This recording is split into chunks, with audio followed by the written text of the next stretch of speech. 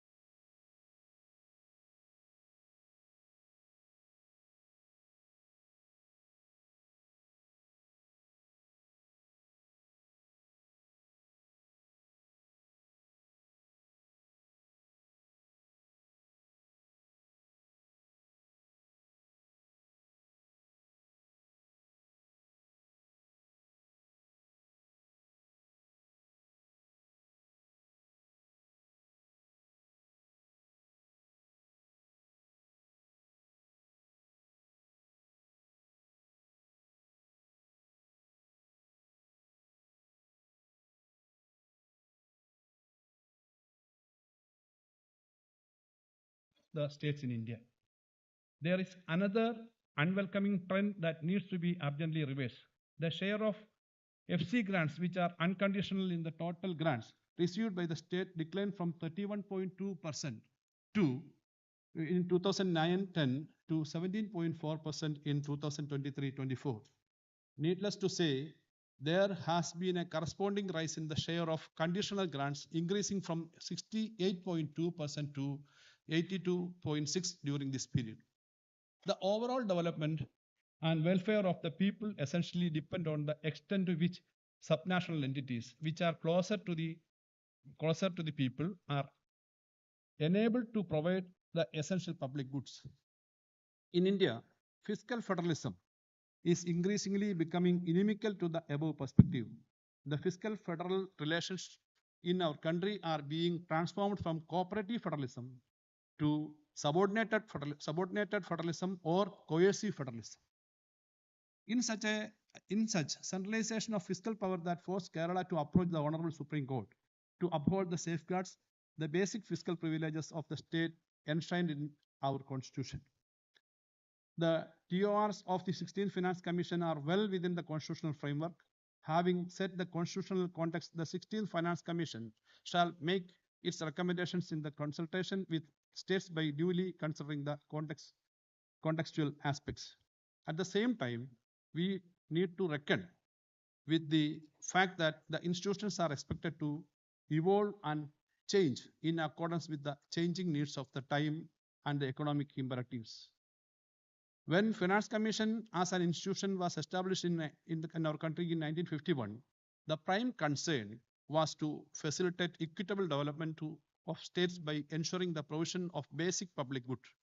The states were having very limited capacity. However, over time, there are numerous instances in this country where in the program, the policies initiated by the states have been accepted as national agenda. This is truly an indication of the capability that the states have built up over time.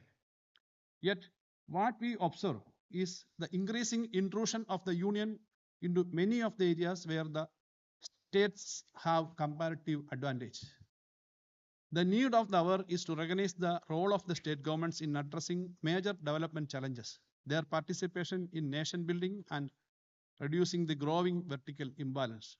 So, we need to ensure that given the increasing role of the state in the country, the share of the states in the individual pool should be at least 50%.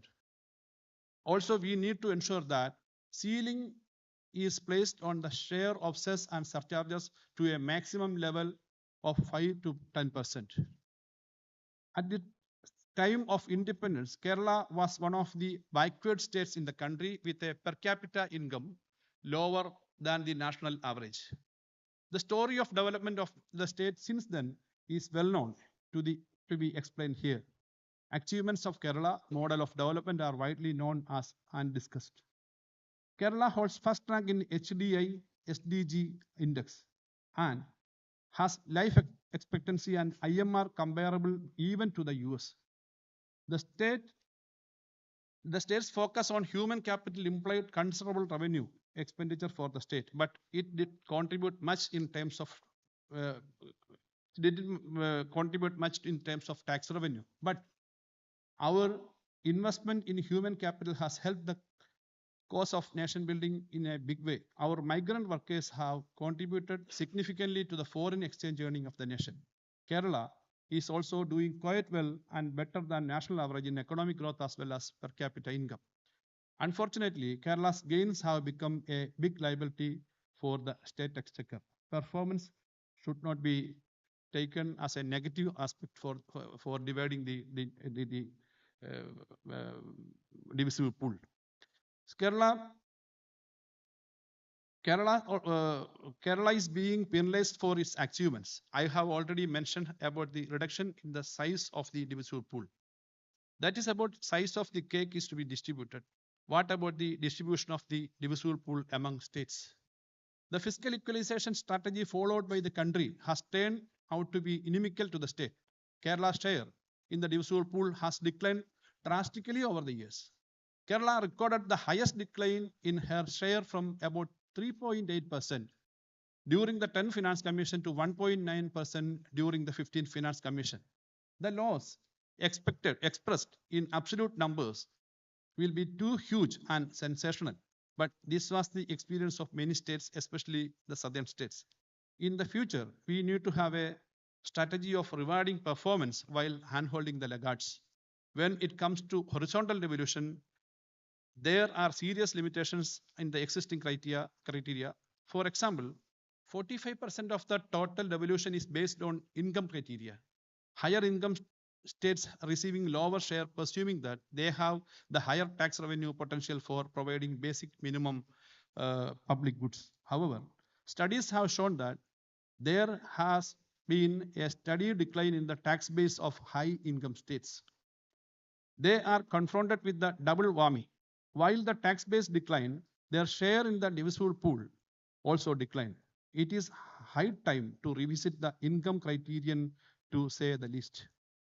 There are also serious issues with the use of area, which assumes that states with a larger area have a disadvantage in providing public services.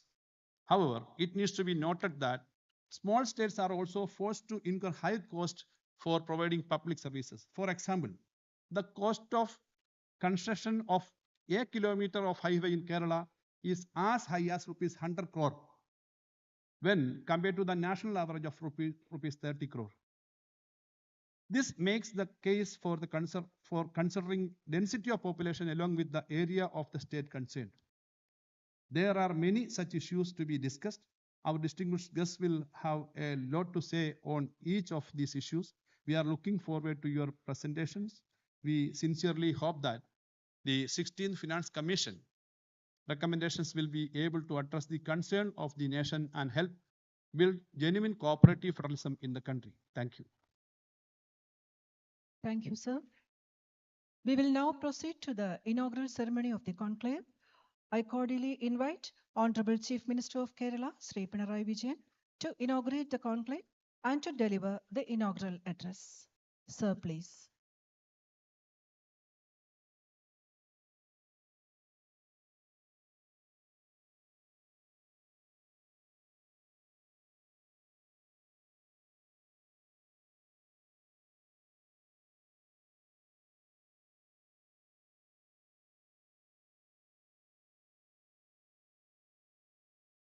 My esteemed colleagues from Tamil Nadu, Karnataka, Punjab, Telangana, leader of the opposition in the Kerala Legislative Assembly, Finance Minister Kerala, senior officials and scholars who have spared valuable time to attend this meeting.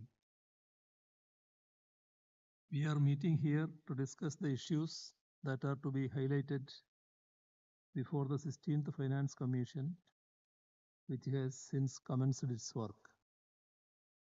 I would like to recall that a similar conclave was held in this same venue 7 years back to take a common stand on certain contestable aspects of the terms of reference of the 15th Finance Commission. I state with satisfaction that the common stand taken by us then was taken forward by submitting a memorandum to the Honorable President of India, and this resulted in many of these items in the TOR not being considered when the 15th Finance Commission submitted its recommendations. This time, the TOR of the 16th Finance Commission has been confined to what has been mandated in the Article 280 of the Constitution. Let me take this opportunity to inform that this was the demand of Kerala when the Union government had asked for suggestions on framing of the TOR of the 16th Finance Commission. Finance Commission, which has the constitutional role to act as an arbitrator of distributing a share of tax revenue collected by the Union to the states, and the disbursement of grants should not be tied down with an expansive TOR which would restrict its degrees of freedom. Besides the above two, the finance commissions have a very important mandate to recommend how the taxes are to be distributed among the states. This is an act of delicate balancing to be done by the Commission, especially when the levels of per capita income and development indicators vary widely across the states in India. Regarding both these mandates of the Finance Commission, we need to ponder over certain pertinent issues. As all of us present here are aware, the Finance Commissions recommend a prescribed share of net proceeds of the Union collected by the Union to the states. Article 270 of the Constitution, which stipulates this, excludes surcharges and cesses collected by the Union from the divisible pool of taxes shareable with the states. In the last decade, the surcharges and cesses have shown a rising trend and now comprise around 1/5 of the gross tax revenue of the Union. Its direct consequence is the shrinkage of the divisible pool of taxes. No observer of the Union-state relations can omit to take note of the fact that the rise in share of surcharges and cesses have happened at a time when the finance commissions from the 14th have recommended a higher share of the net proceeds of the taxes collected by the Union to be distributed to the states. Though this matter can be considered as outside the province of the Finance Commission, if a clinical interpretation of the constitutional provisions of Article 270 is taken, the 16th Commission needs to factor in this trend in surcharges and cesses when it recommends the prescribed share of the net proceeds of taxes collected by Union to be distributed to the states. Kerala had demanded in its memorandum to the 15th Finance Commission that the preceding share of taxes to the distributed to the states need to be raised to 50% of the net proceeds, considering the persisting vertical fiscal imbalance between the taxing powers and expenditure obligations of the Union and the states. Many other states have made this demand before the earlier Finance Commissions also, as can be seen from the report of the 12th Finance Commission. The demand for a higher share for the states in the taxes collected by the Union is having continued relevance, and it is my request to the eminent scholars and colleagues who are here to formulate this in a concrete manner. This will help the states to make an effective case before the 16th Finance Commission for raising the share of taxes which are distributed to the states in view of the widening vertical fiscal imbalances. The issue of distribution of taxes among the states also needs due consideration.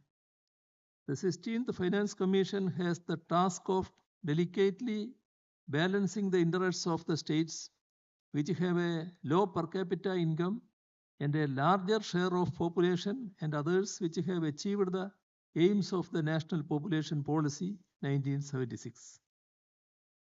While taking care of the interests of the former, the latter cannot be made to face continuously falling tax shares as has been happening. To cite the example of Kerala, our share in taxes has fallen from 3.05% in the 11th Finance Commission to 1.92% in the 15th Finance Commission. Other states whose representatives are here too have similar experience. Due consideration has to be given to the needs of states which have taken extra efforts to achieve health, education, and demographic indicators. In this act of delicate balancing, the 16th Finance Commission will have to carefully decide on the tax distribution formula and put to use effectively the constitutional provisions of Article 275 for disbursing grants to states in need. I am hoping that the experts present here will offer their valuable advice to us in presenting this issue before the 16th Finance Commission. I would also like to state here that the states and the local governments should be able to discharge their functions in the subjects constitutionally allotted to them in a manner that allows flexibility by taking care of jurisdictional peculiarities and at the same time keeping in mind national priorities. In this effort, it is important that they should get funds which do not come with conditionalities. The 16th Finance Commission has an important role to play in this. I do hope that the deliberations in this conclave will give the deserved importance to this aspect also. Before closing, let me remember with immense satisfaction that in the past, efforts taken by the states have been catalysts in highlighting the problems in center-state relations and initiatives for changes. Milestones in this regard are the P.V. Rajamannar Committee appointed by the government of late Kalaignar M. Karunanidhi in Tamil Nadu. The memorandum submitted by the Left Front government in West Bengal, led by late Jyoti Basu in 1977, demands raised in the conclave of chief ministers in 1983, which resulted in the appointment of the Justice Sarkaria Commission to look into the union-state relations, and the conclave held here in 2017 demanding reconsideration of certain items in the TOR of the 15th Finance Commission. This conclave is taking place when our federal polity is facing several challenges and many states have been compelled to take legal course of action to enforce their constitutional rights. I earnestly hope that this conclave will be a landmark event which will make meaningful suggestions to strengthen the fiscal federalist setup of our nation, a unique example to the world on unity in diversity. With these remarks, I formally declare this conclave open and look forward to the valuable suggestions that will emerge from its deliberations. Thank you all.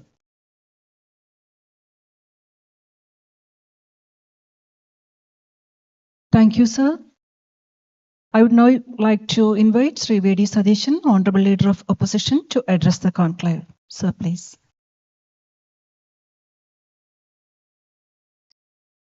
Honorable Chief Minister of Kerala, respected ministers and distinguished guests on and off the dais, my dear friends, a very good morning to you all. Founding fathers of our constitution created harmonious sort of federal structure. It involved a unique cooperative federalism. Cooperative federalism, to function in a true spirit, there must be fair distribution of resources between the center and the states. We have been following the Nehruvian planning for a long time. Unfortunately, there is no planning commission. Of course, there is no planning. The government of India given up the planning and they are behind the projects. What are the differences of planning and projects? The special features of planning is having priorities. The regional imbalance and the priorities should be given to women, children, backward communities, backward areas. In the projects, there are no priorities. Only some other interests are having. So, since there is no planning commission, our only hope is that the finance commission. But unfortunately, the planning commission, the finance commission is following some criteria, some flawed concepts, which are detrimental to the interest of the many states, especially the southern states. Article 70 of the Constitution specifies how net tax proceeds are distributed between the union government and the states. The Finance Commission was established for its purpose. However, the flawed criteria or the concepts for financial devolution have proven to be detrimental to the progress of several states.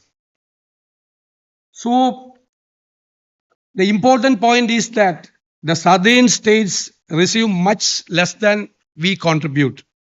We have to raise our contentions well in advance before the 16th Finance Commission to end this disparity.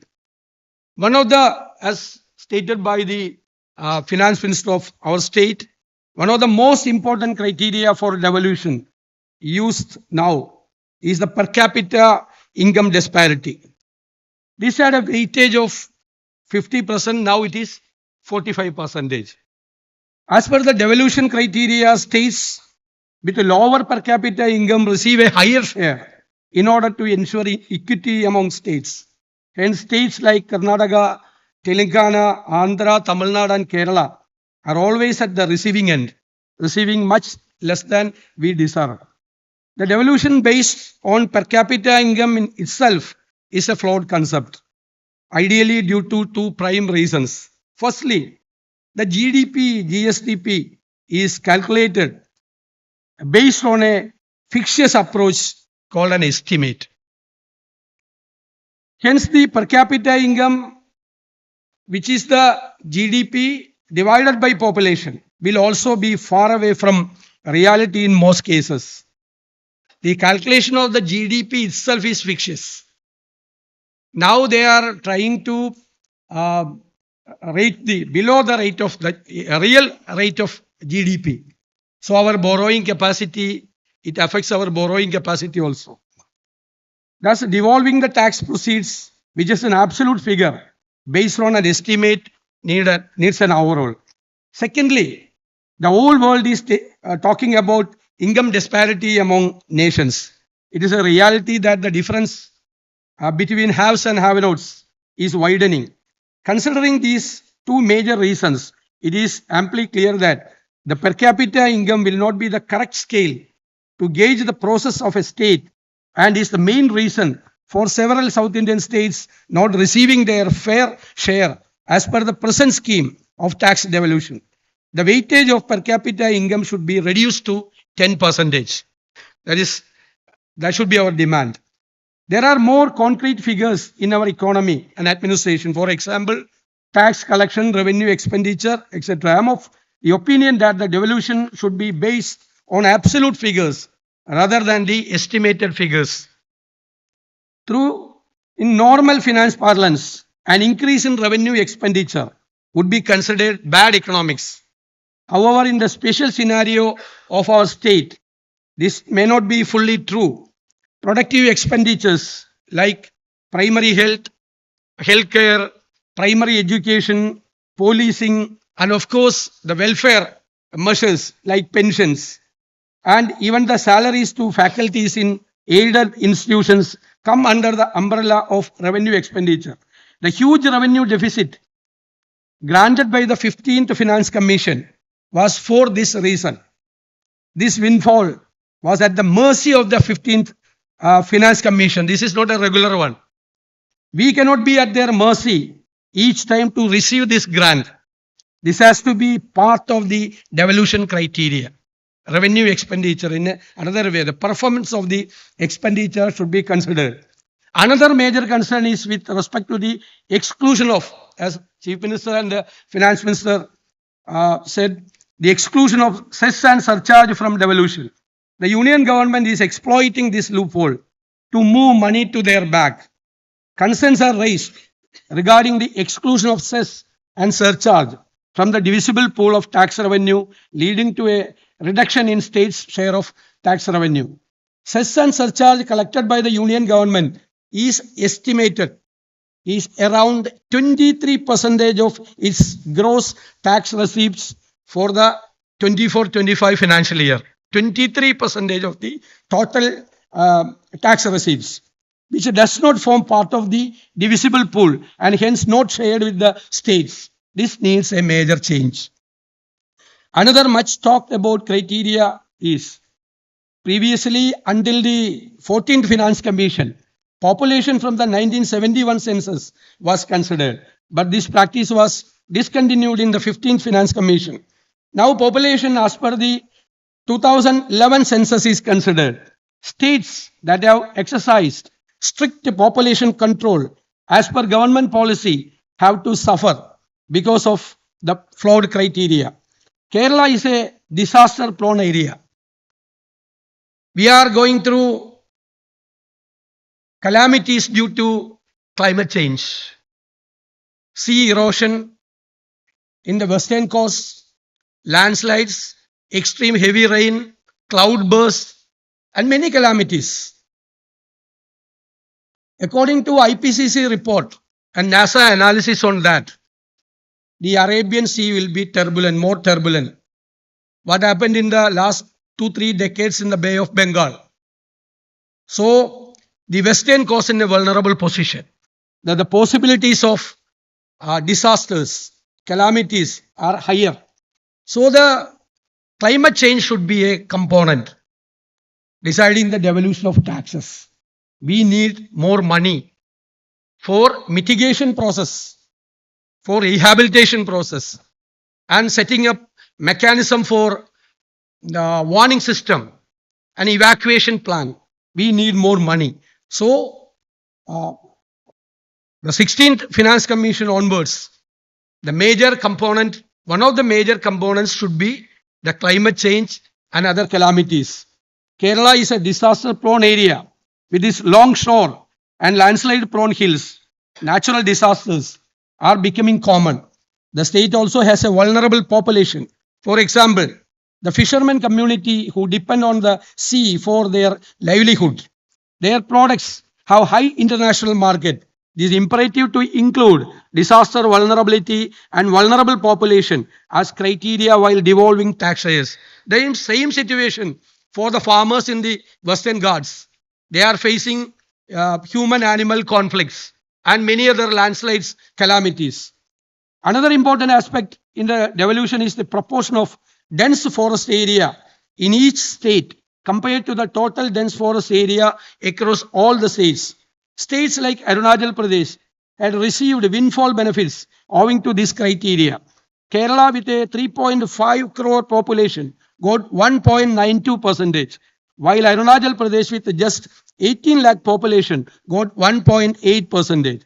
Arunachal has deep forests. This criteria should have been altered to include the vulnerable population near forests as well. The actual money spent by the state for the conservation of the forest related activities should be a deciding factor. The Finance Commission should recognize states' efforts in population control, with the states exhibiting lower fertility ratios receiving higher scores. Linking additional devolution to performance indicators in areas like good governance, transparency, and development outcomes could incentivize responsible resource management. They should also be considered by the Commission. Improvement in carbon neutrality as an incentive measure can also be suggested. I hope we have to stand together and fight for our rights. I think we can win in this fight. Thank you very much. Thank you, sir. Now, I would like to invite Shri Bhatti Vikramarkamallu, Honorable Deputy Chief Minister, Telangana, to address the conclave. Sir, please.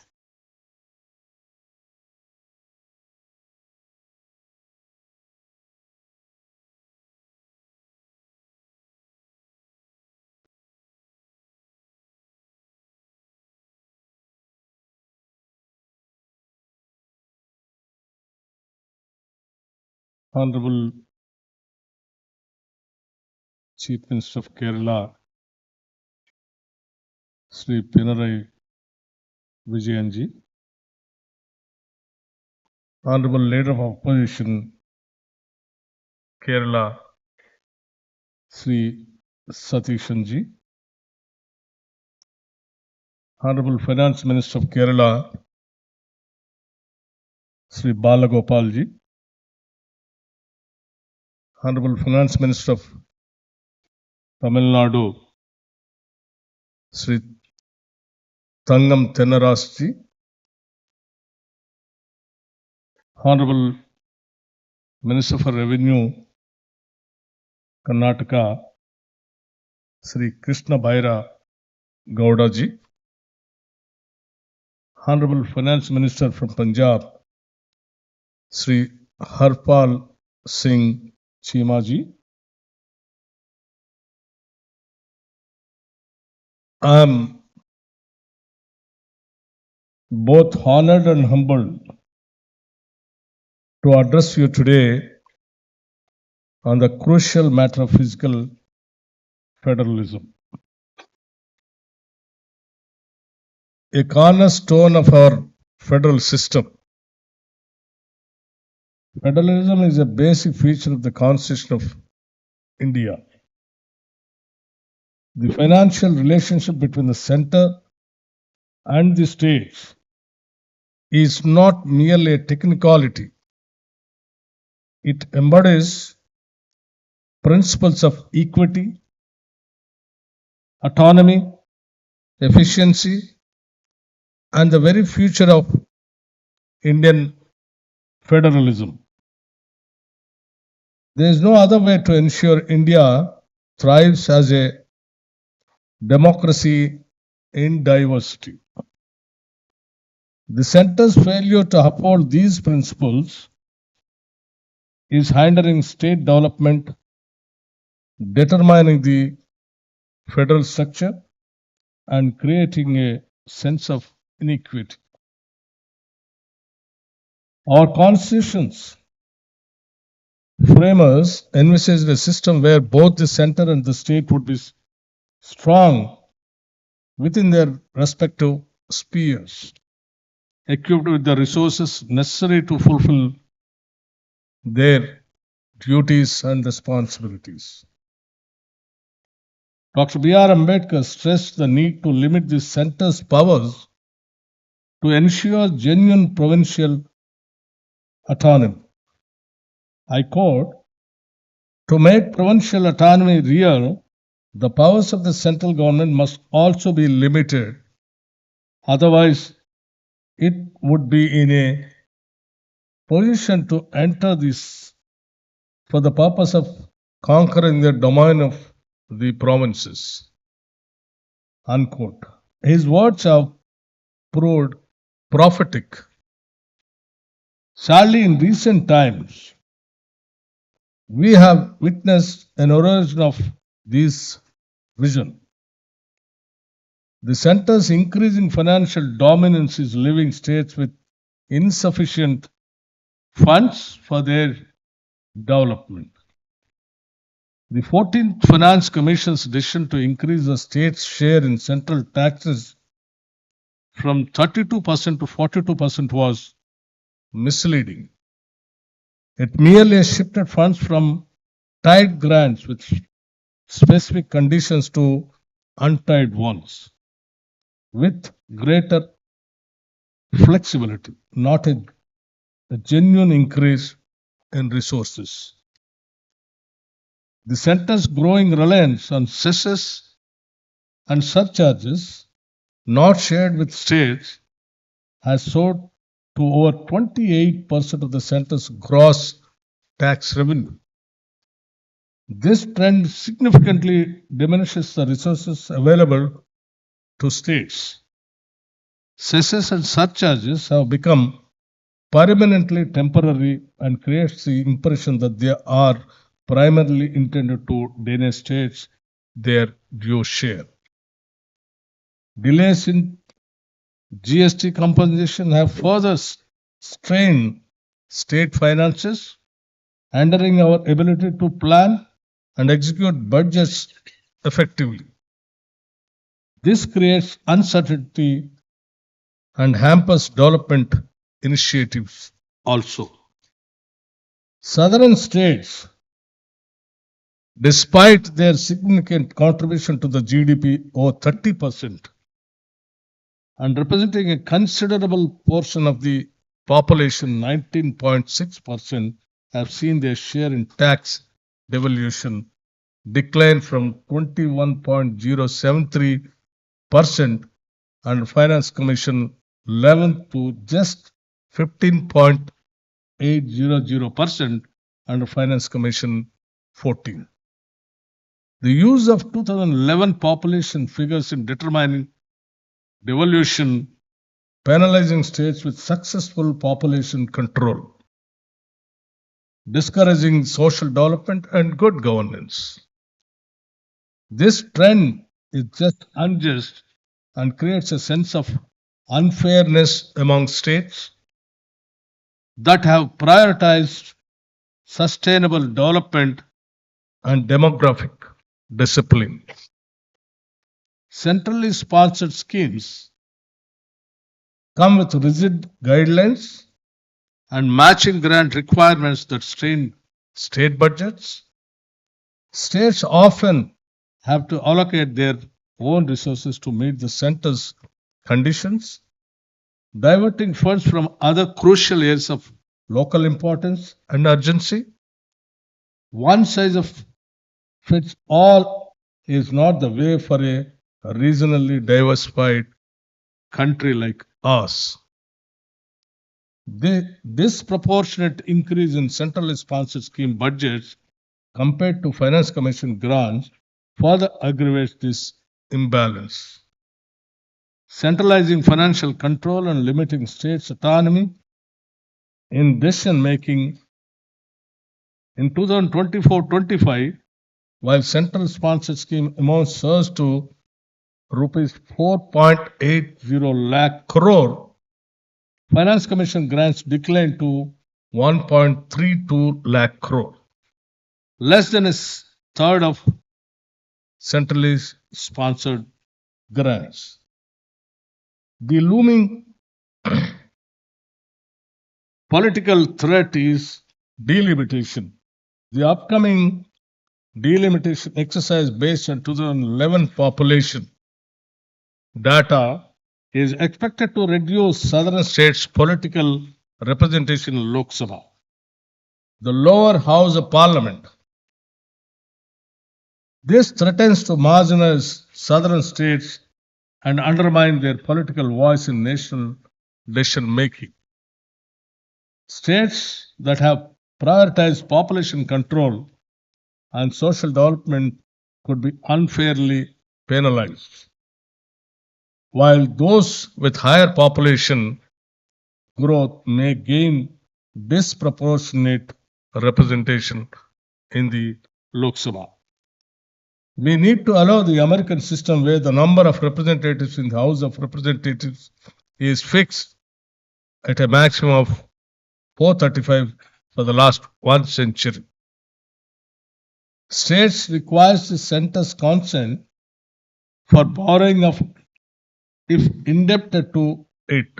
However, the center itself often exceeds its own fiscal deficit targets, which currently stands at 5.6% of GDP. This creates an unjust situation where fiscally responsible states are restricted in their borrowing capacity while the center enjoys greater financial flexibility. It is necessary that the Kerala interpretation of Article 293 is followed and the powers of center are redefined in favor of state fiscal autonomy. The framers of our constitution never intended centralized financial control. The Finance Commission was established to ensure a fair and equitable distribution of resources between the center and states. I suggest that we study the impact of devolving more funds to the poorer states so that we can explore changes if necessary. It is time to adopt a composite index that includes not only per capita income but also other relevant criteria. Criteria like rate of development and index of equity. Funds for fiscal efficiency should be raised from a meager 2.5% to encourage performing states. We must recalibrate the balance of power between the center and the states to ensure a truly federal system. Increasing the state share in central taxes from 41% to 50%, resisting the center's increasing use of cesses and surcharges, reducing the centrally sponsored schemes, and allowing the states to spend on their local priorities. Protecting the political representation of southern states in the delimitation process, granting greater autonomy in borrowing for fiscally prudent states. This is not just about technical adjustments. It's about justice, equity, and the future of Indian federalism. We must ensure our states have the resources and autonomy needed to chart their own development path, fulfilling the vision of our Constitution's framers, a strong and prosperous union of states working together for the collective good. Thank you, and I thank you, Dr. Thank you, sir. I would like to invite Sri Pankam Tenarasa, Honorable Minister for Finance and Human Resources Management, Tamil Nadu, to address the conclave.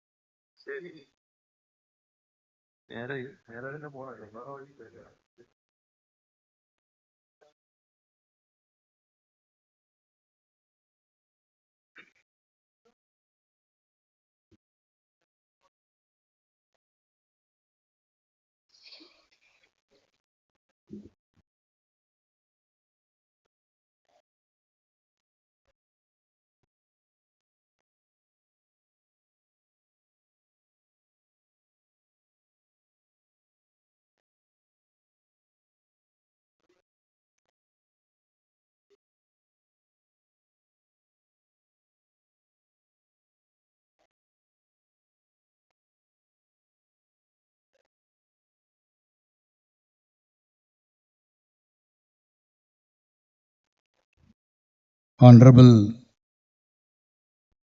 Chief Minister of Kerala, Thiru Pinarayi Vijayan avargal, Honorable Finance Minister for Kerala, Thiru Balagopal, Honorable Leader of Opposition, Thiru Satishan, Honorable Deputy Chief Minister of Telangana, Thiru Bhatti Vikramarka, Honorable Revenue Minister of Karnataka, Thiru Krishna Gowda, Honorable Minister for Finance, Punjab, Thiru Sardar Harpal Singh Cheema, Chief Secretary of Government of Kerala, Tirumati Sarada Muralidharan, respected Finance Secretaries and senior officers of state governments, distinguished economists, and my dear friends. At the outset, I would like to sincerely appreciate the government of Kerala for organizing this conclave of similarly placed states to exchange their views on the 16th Finance Commission. This platform affords an excellent opportunity for all the participating states to voice our shared concerns. As you all know, the Indian polity has an inherent imbalance in the distribution of powers and responsibilities between the Union and the states.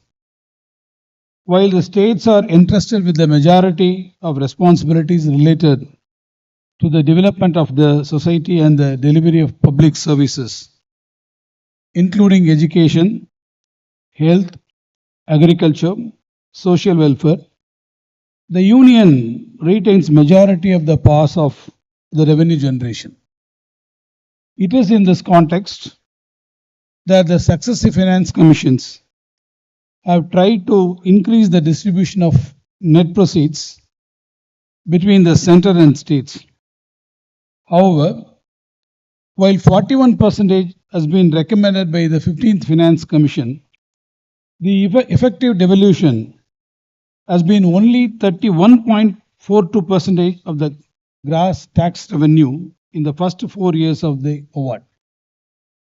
While on one hand, the effective devolution is less due to imposition of cess and surcharges, on the other, the counterpart funding of the state governments in centrally sponsored schemes has been increased due to change in the sharing pattern.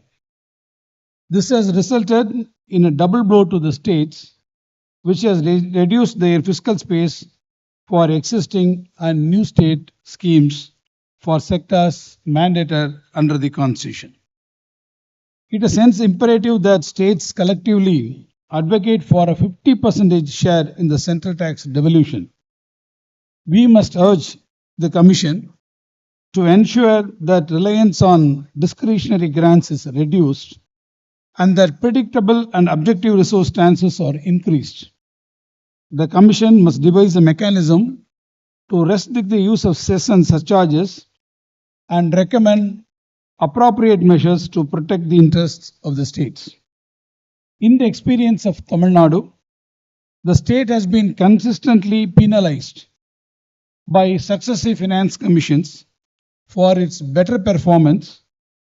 Its share in devolution has been reduced from 7.931% during the 9th Finance Commission to a mere 4.079% in the 15th Finance Commission.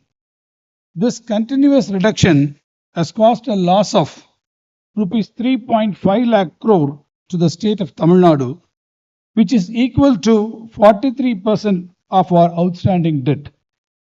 This reduction has not only put a crumbling burden on the state finances but also reflects the last opportunity for the state to achieve its full potential. When deciding the interstate share of states, all commissions have to make a states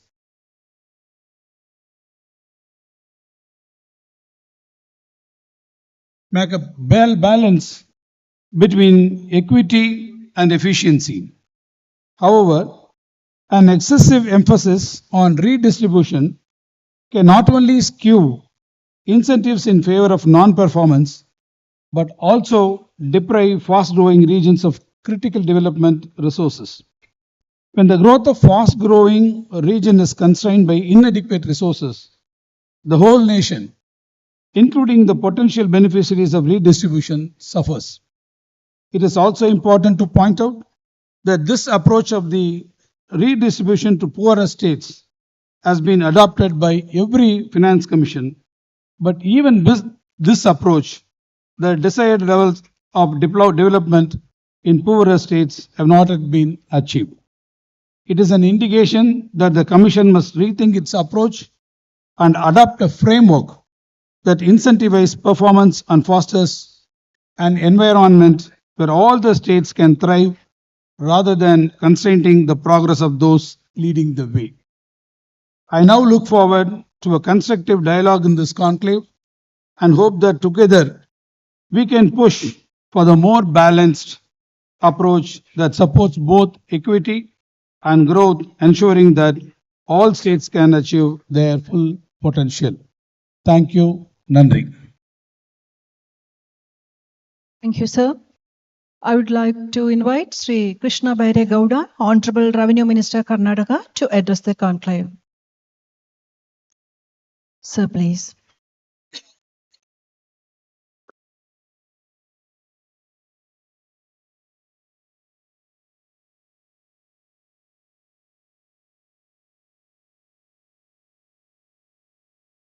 Honorable Finance Minister of Kerala, our host, Honorable Deputy Chief Minister of Telangana, Honorable Ministers from Tamil Nadu, Punjab, and Honorable Leader of the Opposition in Kerala, and dear friends, good morning to everyone.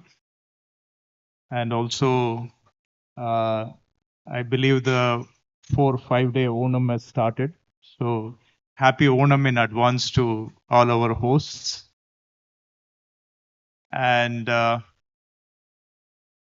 my sincere thanks to our host for bringing us all together. It's not easy really to manage to bring 5 states together. Lot of effort, lot of planning and coordination.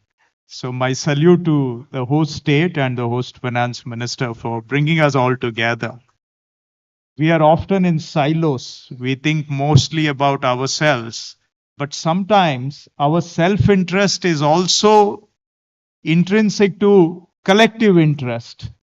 But to bring together a group of people who share a collective interest and a collective vision also requires some amount of foresight and vision. And that was done very effectively by my Chetan Thomas Isaac last time when he brought us all together here. And it's always a pleasure to be here. And that tradition continues, established by Chetan. I'm happy. And before I go any further, I have a request from my Honorable Chief Minister to all the states present on the stage. Because whatever exercise we are trying to do here in expressing a collective interest and making a case for justice, it cannot be served by a one-off effort.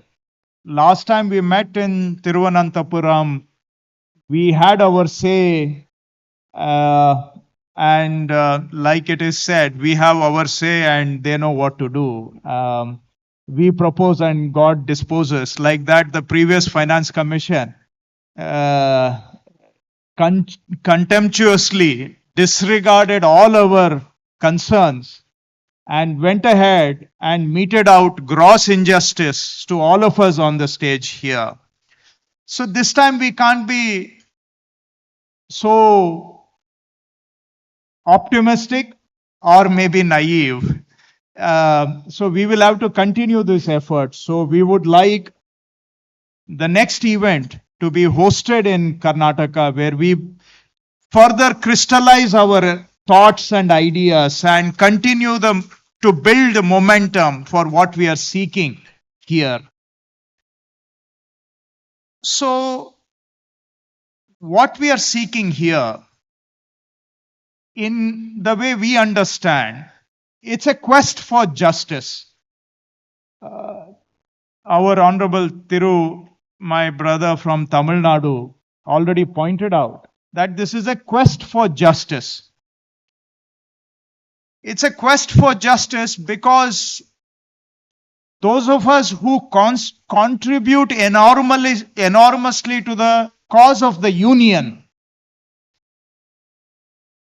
we are strengthening the union by contributing financially, by creating jobs, by creating opportunities, by contributing disproportionately to the national GDP. So we have an enormous share in the well-being of this union. And all of us are hardcore unionists, despite what some people outside this hall may try to allude to us. I believe we are all hardcore unionists. We want our union to succeed and be the best union in the world. But in order for the union to do well, all its constituent parts must be given justice. There should be reciprocation of what we contribute to the union in terms of what we get also. We do not demand an equal reciprocation. We are willing to share what we have with others who may not have equal to what we have. So we are willing to be the net contributors. But at the same time, for us to continue to contribute to the union, we must do well also. If we do well, we can contribute disproportionately larger share to the union. So in the interest of the union, it is paramount that some of our states' interests are also safeguarded, protected, and reciprocated. So hence, this is a quest for justice. This is a quest for federalism, because federalism ultimately depends on all members of this union being treated equitably, if not equally. So that's what we are seeking through this collective platform here. These are ideas. In order to substantiate what I am saying, if I take the example of the state of Karnataka, which I represent here, Karnataka has about 5% population of the union. But our contribution to the national GDP is 8.4%. We have 5% population, but we make part of about 8.5% of the national GDP. And if you look at our tax contributions, since direct taxes are a little disputed, indirect taxes are well quantified. 5% population, 8.5% of GDP. My GST contributions to the All India pool is 9.54%. So I almost contribute double my population to the national GST pool. So this is the contribution I am making towards the cause of the union. And we estimate that Karnataka contributes about 4.5 lakh crores annually in all forms of taxes put together, direct, indirect taxes put together. In return, what we get approximately is about 45,000 in the form of devolution and another 15,000 in the form of centrally sponsored schemes. So against a 100 rupee contribution I make to the union, what I get back is about 14 to 15 rupees. There are some states which contribute 100 rupees and perhaps get 300, 400 rupees in return. My